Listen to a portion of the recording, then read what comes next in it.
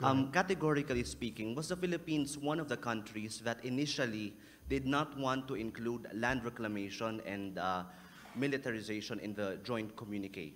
Yes, I You were- drafted it. We did It not was- want to include it. I didn't want to include it. Why? It's not reflective of the present position. Well, they're not reclaiming land anymore.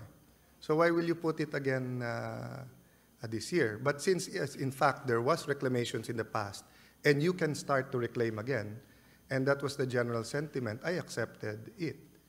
So you start with a proposition. So militarization. You know, there's militarization in the area, but there's also militarization outside. So every country has a right to defend itself. I'm not saying I agree with what China is doing. But the Philippines, in building trust and mutual respect with China, is asking China to understand us. So how can we do that without also understanding them?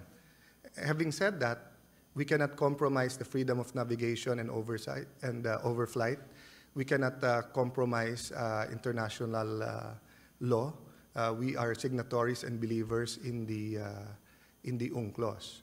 So I had a hand in what to put there, and I told my staff, you know, it doesn't matter what you put or you don't put at the zero draft, because what matters is it reflects what the majority wants, you know, and actually it's more than a majority, because if I insisted that that won't be there,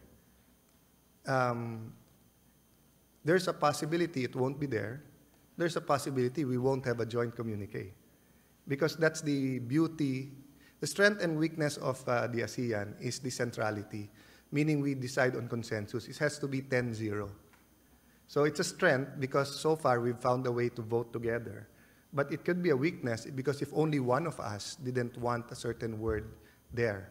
But I'll just remind everyone that just because a word or a word is not in a statement, or we did not make that statement in public, that doesn't mean our stand has changed, and that doesn't mean that we're not working towards that goal.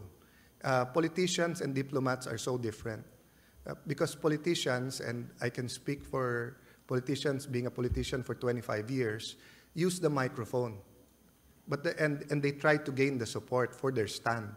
The problem is the window for negotiation closes. Diplomats are different. We try to keep quiet, we try to talk less, so that the area for negotiation and the windows and doors are more wide open.